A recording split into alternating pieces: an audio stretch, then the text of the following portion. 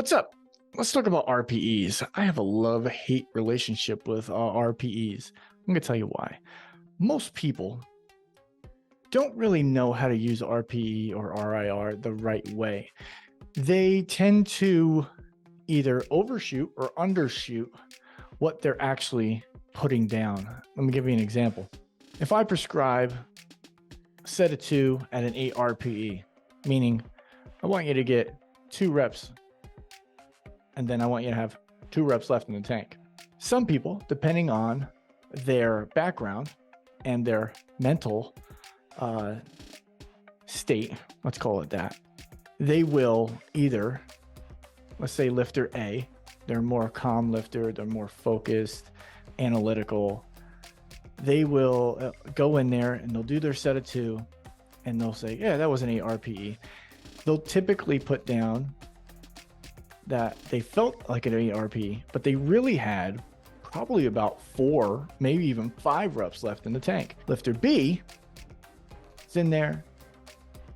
He's probably an ex-football player, had a rough background, just an aggressive lifter. Goes in there, attacks everything. I got to pull him back all the time. I tell him, go in there. I want you to do 2 reps, 8 RPE. That's it. Okay. Do all the other stuff, X amount of stuff. Goes in there, does 2 reps. He puts down as a ARP. Now I watched both videos of both athletes. His lifter B, he's probably about a 9.5 RP. He went balls out, just balls to the wall crazy. But he does that in every single workout.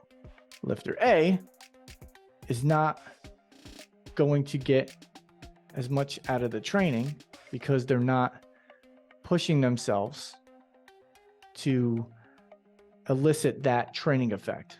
Lifter B is pushing themselves too far, so they're going to end up either taxing their central nervous system or just getting hurt, period. So what do you do, right? As a coach or as a lifter, are RPEs worth it? Are RIRs worth it? And I know most people will say, well, I'm good at judging. I'm good at judging these things. I've seen and know advanced lifters, people that have been doing this for decades, and they still don't get it right. It is a very difficult thing to get right. You have to know your body very well. I know that the vast majority of people are not like that, but you can still use this as a tool. It is still, you can still look back on your notes, even if you're off by 2 reps. Either way, you'll still know if you've made progress. So in that respect, I think it's a great tool. But when coaching, it can be a little frustrating, because especially if your athlete isn't sending you videos. Now you have to go based off of just what is written down.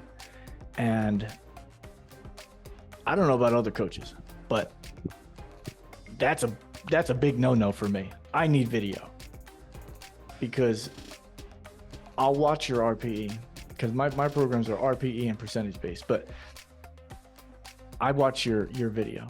And if your video is off even a little bit, your technique is off, if you're grinding a little bit more, if something's off and you're telling me other things that are going on in your life, I change things more based on that than anything else, because I'm watching with my eyes.